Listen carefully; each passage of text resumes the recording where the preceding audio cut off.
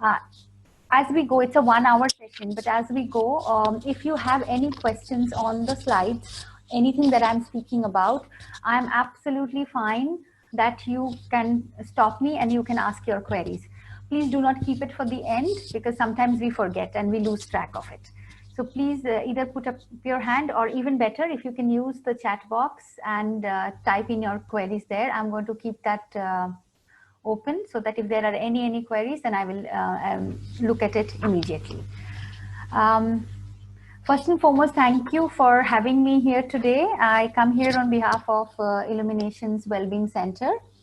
Um, so just to give you a brief introduction about who am I and why am I here today. My name is Arpita, and I'm a practicing clinical hypnotherapist at Illuminations JLT. I also practice other modalities of mind science, which are family constellation, transpersonal regression therapy. And what I also enjoy and what I'm doing with you right now is corporate wellness and corporate trainings. As I say, the first half of my career, the first innings of my career has been in the corporate world, which is hence it's very close to my heart. I studied economics. I'm an MBA, and I have worked in the corporate sector for more than 15 years. First in HR, and then graduating into general management role, looking after all the support and the operation functions. Then I made a career switch. It wasn't planned. I did not think that I would be a therapist or I would be working in the wellness industry. But many years back, I was introduced to the science of the mind, and slowly I got so intrigued into it that I started to study it. And long story short, here I am today. What I enjoy most is bridging the gap, bringing together the world of wellness and the world of corporates, the professionals there. Having been there, it makes it much more easy for me. I truly enjoy it. I was very blessed to have good managers, good bosses, good companies that I have worked for. So I still hold that first part of my life, my first innings, very close to my heart. And today's topic is something that is very relevant. We will be today talking a lot more about emotions. We will be talking about emotional resilience, of course, specifically in the time when we are combating a pandemic. And we will use the tool, the base of today's webinar is going to be on emotional intelligence. So just to recap, feel free to put in your questions in the chat box at any point of time. We are muted because of security reasons, and just to maintain the privacy of the platform that we are all on at the moment. You can, as I said, you can stop me and ask me questions anytime, but I will also keep some time at the end for you to probably then unmute if Pia is okay with it, and then we can have a discussion as well. Before I start, I would request you to have a pen and paper with you. Why I insist on that is, though we are very much used to working on our computers and our gadgets, but when we are working on well-being, when we are working on our minds, when we are working on our emotions, it is way more effective if we use our hands to write. Even if you're writing 2 words, it makes a lot more impact on the conscious as well as the subconscious parts of our minds. So if you could just keep, we will, why I say that is because we are going to do some exercises. I don't want this to be a one-sided monologue or a presentation. My aim is to provide to you tools and techniques that you can use in your day-to-day life, in your teams. You can use it at home with your family members. And that's what I want to leave with you by the end of the hour. So that's the reason I say, if you could, please have a pen and paper with you. Keep it as interactive as you would like, and we'll obviously come back to the question answers by the end. We will have enough time for that.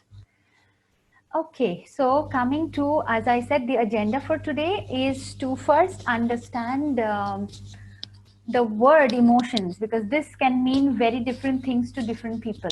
So we are going to give it a framework first to understand. Before we get into the big terms of emotional intelligence and resilience, we're going to understand what emotions mean for us and what is the science behind it. Why is it that we can emote as human beings, we can feel, we can react, we can have a response what is different in us, what is the science behind it vis-a-vis other creatures in the animal world. From there, we go into understanding that these emotions that we feel, that is a part of our life, and we will feel emotions till our last day. Emotions per se are not bad. It is what we do with them, how we respond to them is what makes a lot of difference. Today's topic is about resilience, which is just the opposite of when we get hijacked, when our emotional state gets hijacked. So we're going to talk about what causes emotional hijack and how we can bring ourselves back to resilience. We're going to talk about, and I'm going to give you a very simple yet a very powerful framework based on what triggers us. So the hijack obviously happens because of triggers, and the triggers could be inside us or the triggers could be outside of us. So we're going to look at triggers, and then we will enter into the domain of emotional intelligence. Again, my objective is not to give you a model, because you know that we can all find, we will Google and we can find the n number of models that we find on emotional intelligence, Daniel Goleman, the trait model, the mixed model. That's not the agenda, because that we can anyways do it on our own. What I'm going to do is I will take Daniel Goleman's model as a framework and take out a few 4 or 5 constructs from that model and leave it with you in form of an exercise that you can do on yourself, and again you can do in your teams or any groups that you work with. So yeah, I will look at the 4 important skills that we can use to be emotionally resilient, and then we will depending on time we'll open up for question and answers, and I'll be there to answer all your questions, whatever you have. So let's get started. Can any of you just confirm that you are actually able to see my presentation and I'm not talking to the computer alone? Is it visible? Is the screen sharing working? If any of you could just, or Pia, if you could just go to the chat box and just let me know if that's working.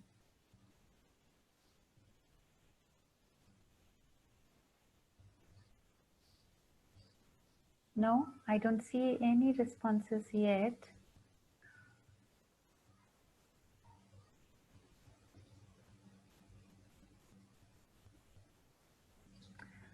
Thank you. Thank you all. Yes, now all the responses have come together. We can see emotion side. Thank you so much. Thank you all. Okay, I'll continue. So when we talk of emotions, you know, this word means different things to different people. Now, if I was doing it from the point of a holistic way of bringing in emotional intelligence, my approach would be very different. But today we are talking of emotional intelligence, but I will just take the liberty of explaining the word emotion in a slightly different way. In holistic sciences, we say emotions are energy in motion. If you break the word emotion, how we look at it is some kind of energetic impulse that we feel in our body, that we feel in our minds, that is in motion. So they come and they can go. They have, you can call it in a way, some source of kinetic energy. So if we look at how we are describing emotions today for our webinar today. Now, each one of us will have a very different view. But the framework with which we are working with today is we are defining emotions as a very strong feeling that comes out of one's circumstances or the mood or the relationship with others. It's important to know that this emotion that we are talking of is not an objective thing. For example, I am feeling happy. My happiness is going to be very different when somebody else is feeling happy. Or my sadness is not exactly how somebody else feels. It's extremely subjective response to a particular person, a thing, or a situation. They are impulses. Emotions are very, very strong impulses that urge us to take immediate action. Like, for example, if I am feeling sad, there will be an impulse to, work on it and get out of it. If I feel angry, I may just want to blurt it out or take it out. So important thing to note here is it's an impulse and it has an urge. It has an innate push for us to take immediate action, especially when they are not good emotions, or when we start to label them as, this is a negative emotion and I want to get out of it. If you look at it deeply, they are fundamentally based on our survival needs. And our bodies are neurologically designed in a way that the moment the emotions are felt in our body, it propels us into some action, immediate action, without any thought process. Now, if we are able to balance this impulse with the thought process, we will naturally be very resilient. But in the fraction of that second, that is where the hijack happens. And I'm going to come to that in details now. Let's look at the science behind this now. So when we say the science, of course, we feel emotions in our bodies. We use our brains to look at it, to absorb it, or to react to it. So I will not get into the details of neuroscience, though it is very interesting. Sometimes if you pick up a book on emotional intelligence, you'll be intrigued with the way we have developed our brains through centuries, and how each part of the brain is responsible for processing it or responding it in a particular way. For today's webinar, we'll keep it very simplified, and we'll keep at the three brains that we generally talk about. We say that, of course, we have a brain, but this brain has actually developed as human beings have evolved over millions of years. Research says, and fossil records say, that in the primitive time, what we had is what we call as a reptilian brain, which only responded to the environment, and we responded out of fight and flight. In a million years, the size of the brain actually doubled, which means we have now more neurons which can actually go around and give us a more a framework where we can understand not only a threat that comes from the environment, but we are able to remember things, we are able to process things. And then in the next million years, the size of the brain again doubled, and that's when the neocortex, or the frontal part of the brain, was formed, which is what we hook into for our rational behavior. So with that in mind, very simplistically, for today, understand that the brain stem, the reptilian complex, is responsible for all of our necessary functions: breathing, eating, sleeping, survival. When you look at the second level, the brain developed into the limbic system, which is built on the brainstem, and this is the system which is responsible for your and mine basic emotions. Not only emotions, our ability to learn so that we don't have to reinvent the wheel, and our memory, that we remember. And then the neocortex, especially the frontal neocortex, is formed, which is what we call as our rational mind. Now, if there is a change in our environment, or there's a reason that kind of affects us emotionally, what happens is the limbic system is the seat of that basic emotion.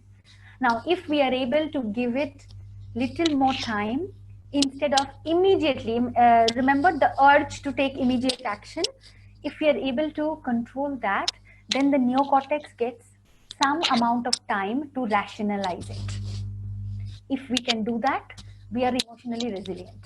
But if we fail to do that, many a times it happens, and it happens to all of us, that's when we say we are getting emotionally hijacked. So emotional hijackings occur when our limbic system receives the information first, and like an emergency, just responds and sets our body in an alert mode.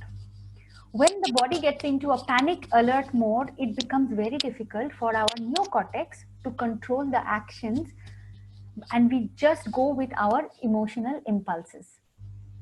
I'm just going to check, there is some message on the chat, but for some reason I am just not able to reach the chat. Oh, there's some sound like scratching on my mic.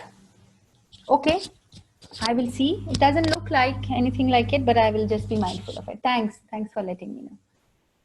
Okay, so coming back to our slide of hijack. So we are now going to get into understanding this hijack, because this is exactly what makes us not resilient. So the question is now, if we know all of this cognitively, and my brain can process this information as well, what is the reason why we get hijacked? So I would keep that open, that question open for all of us. So please share with me what you think emotionally hijacks you, or you have noticed that happening with someone else. Just give a few examples that you can share. Pia, just check the chat today. I am just unable to open it. Okay. Okay. So just give it a moment, give it a thought, and tell me, what do you think triggers us? What is it that hijacks my emotional stability and resilience and throws me off gear? Any thoughts? Anger? Yes, correct. Correct. We are talking of the emotions. Anger, of course. Anger, when it hits in a couple of seconds, we are boom, blasting. Yes. So anger is one of the things that we are talking about. Surrounding environment, Tanushri, yes, thank you. Fear, yes. What you are, when you say anger, when you say fear, we are actually now pointing at the emotions. And thank you for putting these two up, because I have this going forward.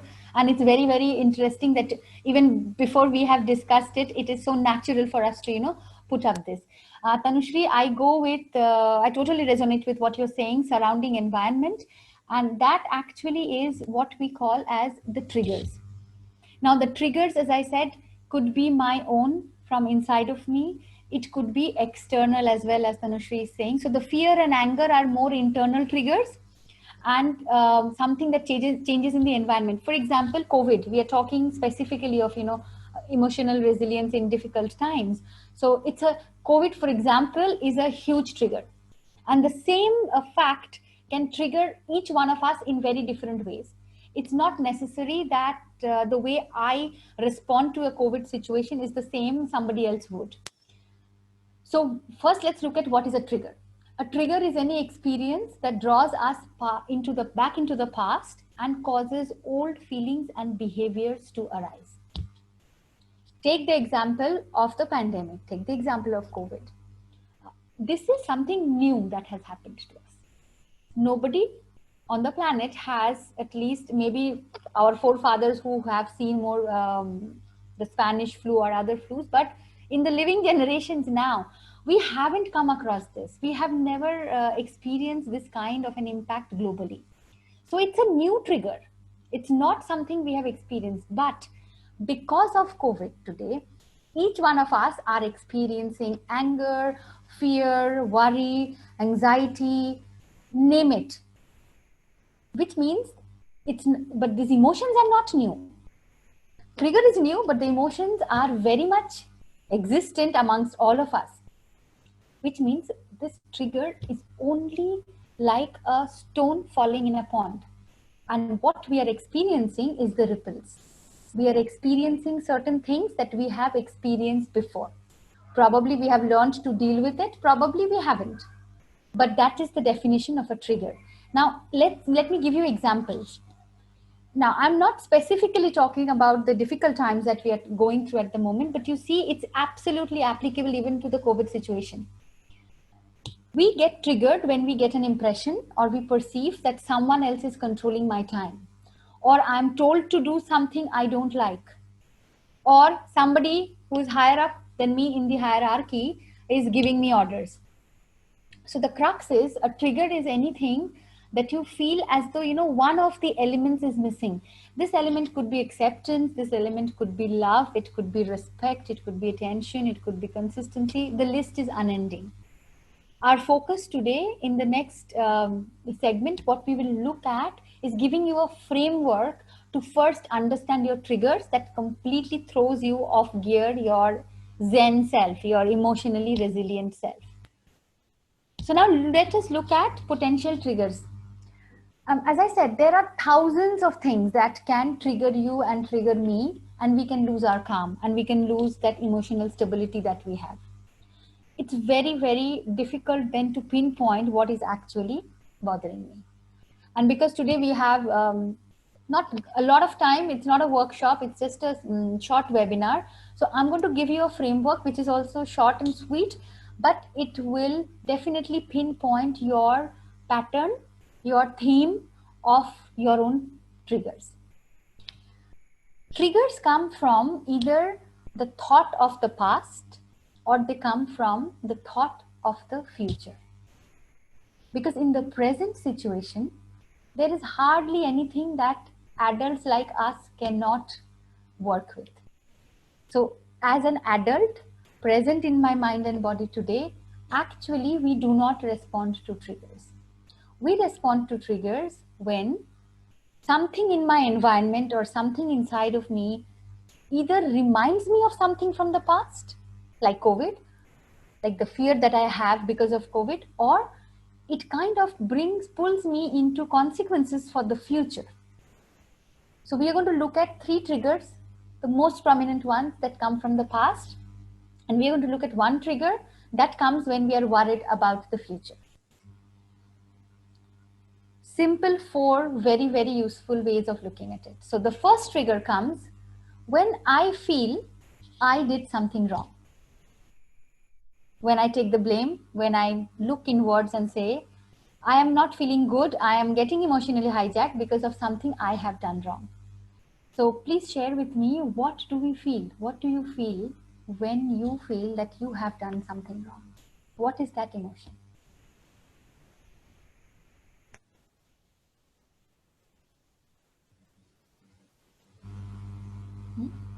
Anyone? What we feel is guilt. Guilt is one of the most prominent triggers that make us not resilient in the present moment. The second one is when I have not done anything wrong, but I remember, or the situation around me makes me remember about someone who did something wrong to me. In that case, the trigger is anger, as one of you mentioned in the chat. Then we feel angered. And the third and the last one that comes from the past, the trigger is when I did not do anything wrong, neither anybody else did anything wrong, but the situation was such that things went haywire. And that trigger is helplessness. These 3 comes from our past experiences. And these experiences, may or may not be traumas, but definitely experiences, memories, imprints that stay in our conscious mind as well as the subconscious or the unconscious part. And there's only one that comes from the future. The fact that, okay, nothing is wrong now. What if something goes wrong in the future? And that trigger is fear. And again, this is something that someone mentioned on the chat box. So for today's webinar, we are going to categorize and help ourselves, give us a framework to work with these 4 elements. With guilt, with anger, with helplessness and fear. And I can guarantee you, if we are able to tame these triggers, if we are able to focus more from where they are coming, we will definitely be more emotionally intelligent and more emotionally resilient. So please take a moment, and this is where the pen and paper comes handy. For your own self. So because it's a group, it's not a one-on-one session, I'm not going to ask you to share, but please, for your own understanding, look at the last time when you felt bad, when you felt irritable, when you felt angry, when you felt guilty, and just make your own notes. So I'm going to just give you a few moments, maybe a minute or so, to just think of, so that you can make your own notes for now. What is the pattern? Is there a pattern? Is there a trend of a trigger that really pulls you down? So for example, when I explain to my team, this is the way this project needs to go, and I see that it is not done in that way, I get angry. Or when my performance appraisal happens and I have not scored as much as I want, I feel very guilty. I feel very small of myself, and I think of all the things that I couldn't deliver well. Or do I have a fear of authority? Or do I always find myself in helpless situations? These are just few examples top of my mind. You don't have to go with any of them, but just spend a minute or so to anchor and understand which is the trigger for you. I will just check if there is any messages on the chat box. Doesn't look like. In fact, the chat box is not even opening for me today for some reason. And handwrite it. Do not, ideally don't do it on your gadgets. As we say, when we work with our hands, when we write, we are triggering subconscious imprints as well, which is very important for the topic today of emotions. Okay, no, I don't think there is any chats there because it's not showing me either. So I will move on now. Keep the notes for yourself. We will use it as we complete the second exercise. So this brings us to the point of how can we be emotionally intelligent? So cognitively, we understand how our brain functions. Cognitively, we understand there can be these four major areas where we can be hijacked. Now let's go into the topic of emotional intelligence first. Again, as I said, I would not make it too academic. That is available. A lot of information is available on the internet. So I will just take up a very small part of it and stress the importance. This was a quote some years back from the World Economic Forum saying by 2020, which is now, emotional intelligence will be one of the top 10 job skills. And it is so. Gone are the days when we only focused on IQ. There was a time when IQ was being tested, and IQ used to be the most important factor for not only jobs, but for general success in life. But research has shown that it's only 20% of what we are and how productive we are and how well we work comes from IQ. The rest 80% depends on what we call today as EQ or the emotional quotient. So there's been a complete change from IQ to EQ because IQ is something we are born with, the way our brains are wired.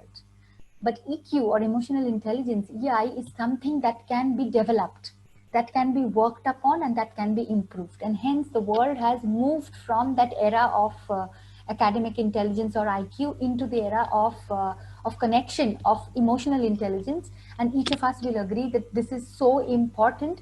Not only at our workplace, but anywhere, socially as well, in our families, everywhere that we see. So just to keep it very simple and as least academic as possible, emotional intelligence is the ability to process emotions of your own self and of others and act upon them appropriately. So it has three parts. The first part is about identifying the emotions, emotional awareness. For example, something happens at work and I just lose my temper. Now I can identify that I am angry. But the question remains is it only anger or is it something that there is an underlying emotion behind it? That is the awareness. So maybe there is grief behind anger. Maybe there is low self-worth behind anger. So there are different layers of even identifying and becoming emotionally aware. The second thing is understanding. Just harness and apply your understanding of your emotions. The idea is not to get rid of any emotions. And even those emotions that we call as negative. I personally don't like labeling them. But for example, do we need anger? Yes, we do, because it gives us a lot of positive things in many ways. Do we need fear? Yes, we do, because if I don't fear and if I put my finger in a burning candle, my hand will burn. So it keeps us alive. It's not a good or a bad thing, but we need to flip that to harness them so that I can achieve more than I'm achieving now. And then comes the part of managing these emotions. Begins with me, of course. If I am first aware of my emotions, I understand them, then I'll manage. And then when you're able to do that, it is very easy to relate to others, to resonate with others, and help others also to manage their emotions. Emotional intelligence has huge literature, even on the internet, if you're interested to look at it. If you need any references, you can always contact me later and I will help you with it. This term was coined by Michael Belloch long time back in 1964. But to be very honest, it gained popularity only after 1995, where a very famous psychologist and a science journalist, author as well, Daniel Goleman, he brought it to limelight. So today what I have for you is just to build a framework based on Daniel Goleman, but I'm not going to get into the details. We wouldn't have time. That's probably for a bigger workshop with a little more time. I'm going to use these 5 constructs that he has used, that Daniel Goleman uses for the framework of emotional intelligence. And this is a bit repeat of what I just said. First thing is self-awareness, knowing my emotions. And I will know it only when I know my strengths, I know my weaknesses, I know what drives me, I know what is my short-term and my long-term goal, and what are, very importantly, my values in life. With that awareness comes self-regulation, which means I'm in a position to control, to redirect my disruptive motions and impulses to a more positive way, to adapting it to change the circumstance in which I feel I'm stuck.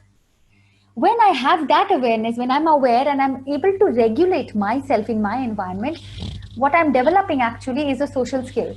I'm starting to manage my relationship with others so that I get along and they get along. This is what we call the development of empathy, not sympathy. We are not going to feel sorry for myself or for others, but empathy, which means putting myself in other people's shoes, actually trying to feel how they feel about the situation.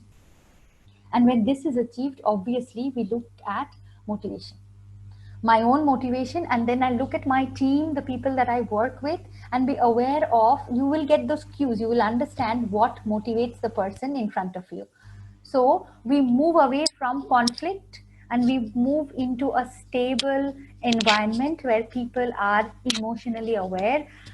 They may still have differences of opinion, but as a team, when we are working together, we are able to at least respect each other and take the bigger goal, the bigger purpose, much more forward.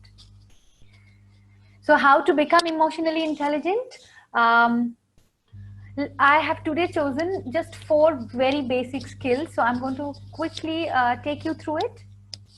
This is no rocket science, but why I chose this is I'm going to fit it with the triggers that you have noted down for yourself.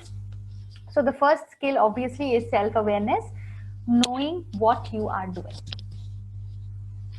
Do you know what you are doing? Do you know why you are doing?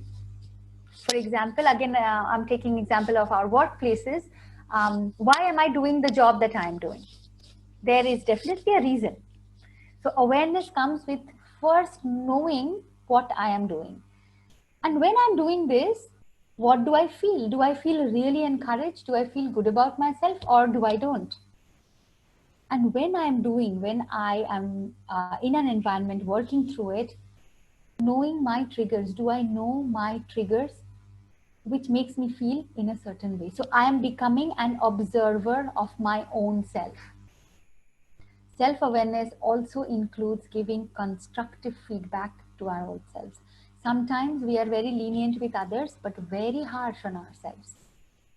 So awareness doesn't mean beating ourselves up. Awareness means giving ourselves also that space, giving ourselves that time to know what we are doing, what we are feeling, where are the triggers, and creating a loop, a feedback loop for ourselves so that that feedback is constructive. The second one is managing our own emotions.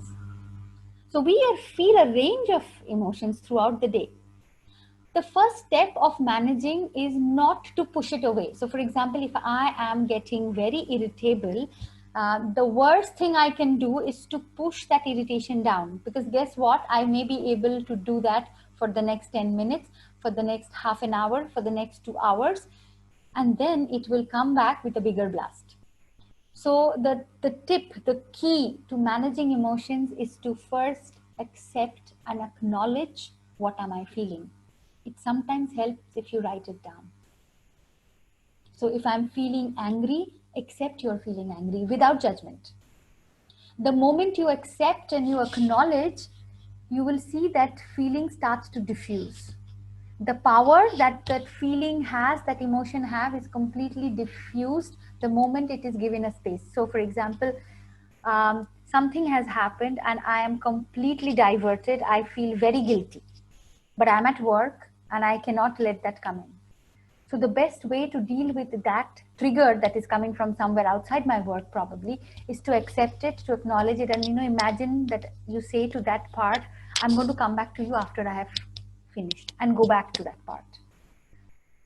And then that gives you the space to act appropriately. Repressing it, pushing it away, or denying our feelings will only make it worse, and it will come up in a much, much bigger way. But the moment you're able to acknowledge it, you diffuse it, and you create space, and you can still act like an adult, a responsible adult, despite that feeling brewing inside you. You have given it space, and you will say, I will come back to it.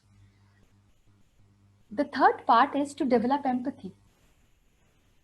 Identifying the needs and emotions of others by just changing the position. And when I say position, from my experience in the corporate world, as well as a therapist now, it is an extremely powerful tool if you actually shift your physical position. So if you're sitting on a chair, sometimes in order to see the other people's reaction, it's a very small exercise, but you can try. Just get out of it, step out of your zone and look at it as if you are observing. That's empathy, acknowledging and accepting their feelings. You may not support them, you may not agree with them. That is fine. Empathy doesn't mean saying yes. Empathy means looking at a person and saying, I acknowledge what you're saying, I accept your feelings, and then maybe together we can take appropriate actions to help. This is the start of what we call as the win-win solution. And the last one is communicate. Now, if I'm feeling 100 things within me and I'm not communicating, the whole thing is lost. So communication begins with trust, with building rapport. Do I feel safe communicating with you, or does somebody else feel safe openly, honestly discussing their points of view? Second pillar of communication is listening. And that's so important, especially now, because we have so many distractions. We have our gadgets, we have our phones, we have thoughts constantly coming in. Are you mindfully listening to what your colleague is saying? Are you mindfully listening when your child is talking to you? And if the answer to that is no, then bring yourself back, because you cannot fake it. People understand when you are ardently listening and your presence is there, or you're just on the surface. And people appreciate, again, when you give constructive feedback. You may not agree, and you don't have to agree, but putting that across in a very respectful way, which can improve the total system, is what I would leave you with. So these 4 skills, referring now back to our triggers, the 4 probable triggers that we discussed, that brings me to the last exercise, is like your own self-analysis sheet. Now, I have used something similar when I worked in human resources. Many a times companies use this a lot, the concept of emotional intelligence in appraisal systems or competency development as well. But you can also use it only for yourself. If you find it useful, you can use it with your family. You can use it with your colleagues. Simple identification. Point number 1, go back to what you have written down, your triggers. And I'm just giving you an example here. So my example is anger. If this is my pattern, if this is the way I react most of the time, then I have identified my trigger to be anger, which means I have a tendency maybe to also look back at the past and look at if someone did something wrong. Remember the core of that trigger. What do I observe in myself when I get angry? Now, not everybody behaves in the same way. And I've put here aggression because aggression is very common. So when I get angry, I can shout, I can scream, I can bang. They are known triggers, but not always. This is not always the observed behavior. Sometimes people get angry and they become silent. And you know this person is angry, but this person will not speak. So the second column that you fill in now for yourself is your own observed behavior. So for me, if I get angry, I will speak it out. Maybe for someone, it is something else. So take a moment, identify the triggers, write down your observed behavior that you do most of the time when you get angry. And now detach. So I will now move 2 steps back in my mind and I'm going to observe Arpita. I'm going to look at Arpita and say, very non-judgmentally, constructive feedback. I will say, there's a pattern of anger and your observed behavior is aggression. And now because I am detached, I've taken 2 steps back. Now I will think, how could I handle it better? Now, choose one of the 4 that we discussed today. It could be managing emotions. It could be self-awareness. For me today, I chose developing empathy. So before becoming aggressive and shouting or making someone feel bad, what I think is the most appropriate pillar for me is developing empathy. And that's it for today. Now, tomorrow, if I feel that my emotional resilience is broken, before I go to bed, I come home, I'm going to write down what was my trigger, what was my observed behavior, take 2 steps back and ask myself, what could I have done? This exercise is very simple, but it gives you the first one, total self-awareness. It also gives you, on the 3rd column of what I could have handled better, is your goals. So you can set yourself a goal that I will, for example, if I set myself that I'm going to be more emotionally, I will develop empathy.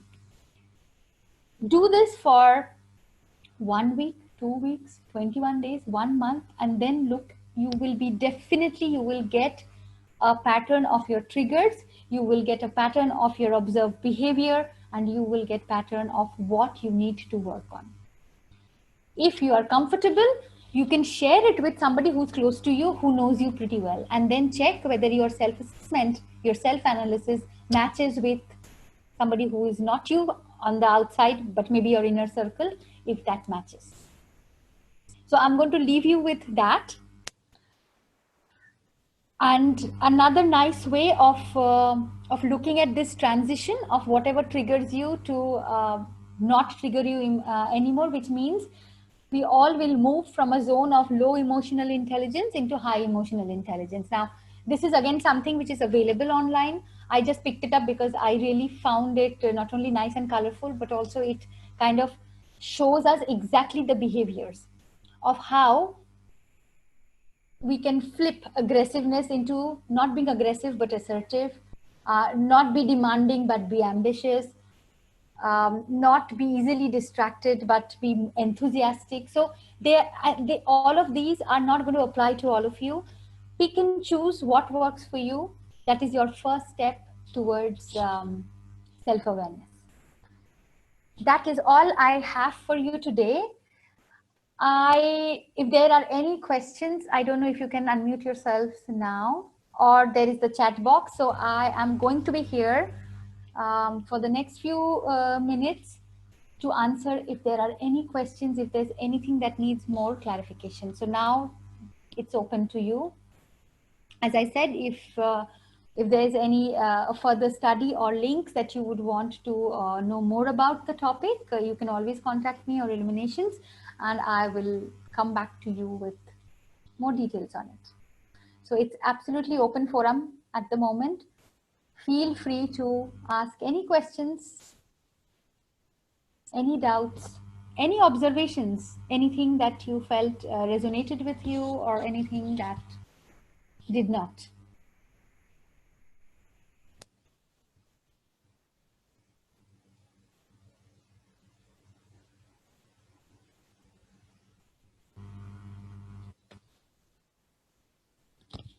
Okay, so I'm just going to have a look at the chat now. It's visible now that I'm not sharing the screen.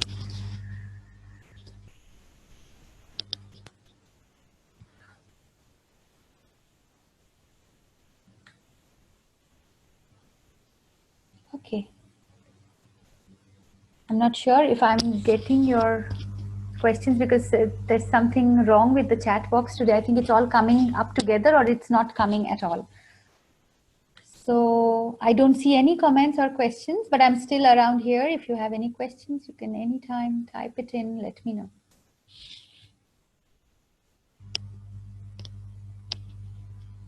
Pia, if you're online, just check if the chat box is working. Yeah. Yes, and Pia also says that if anyone has a question, you can raise your hand. She's helping me manage the admin side of it, and she can then unmute you as well. If you want to ask in person, that's also fine.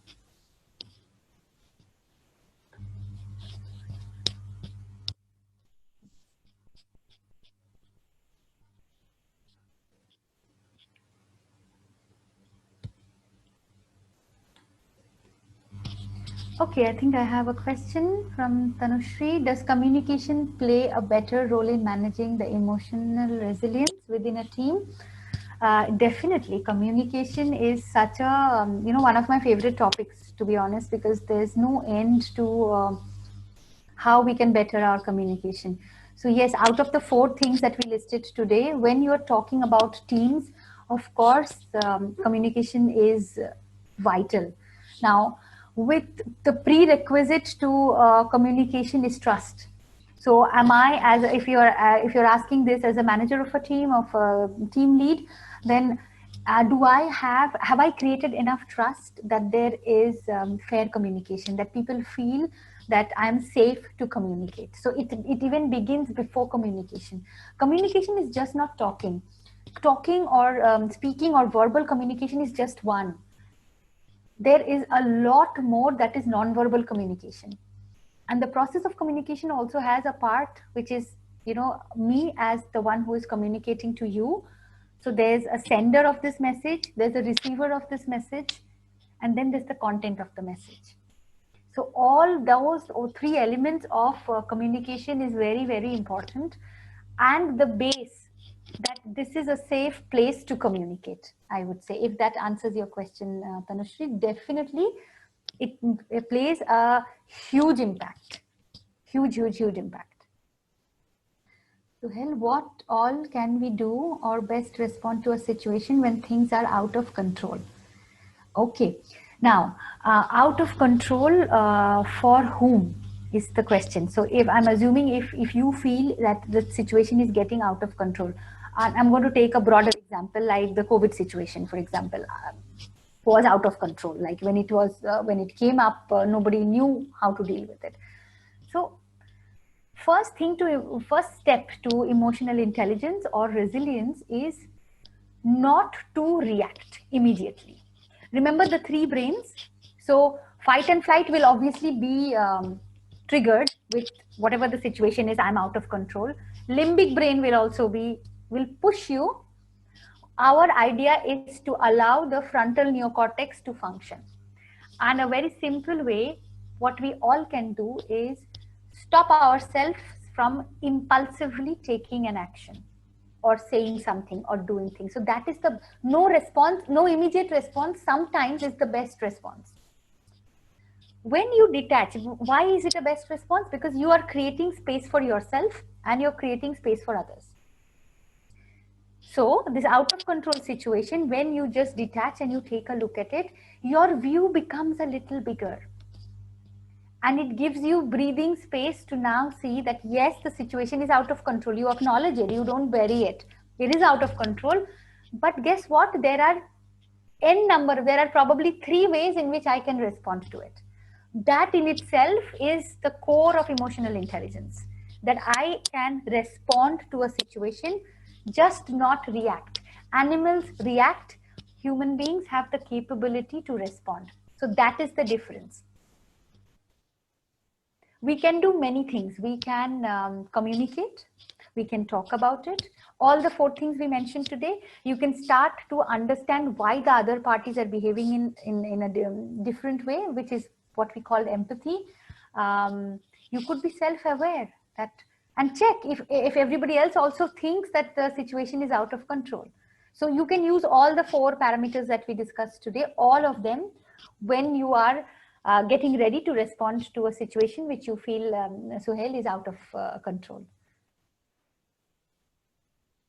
How can we judge or correct, how can we judge our correct emotion act? The, the, the fun part is we shouldn't judge, because the moment we start to judge it, it becomes a very dodgy zone. So the way to understand whether your response was emotionally intelligent or not is to create a feedback loop, the constructive feedback path that we spoke about, to know whether your response has benefited you, your team, and your environment, is to again step aside, or you can ask somebody, someone you trust, you can ask somebody if that had a holistically good impact.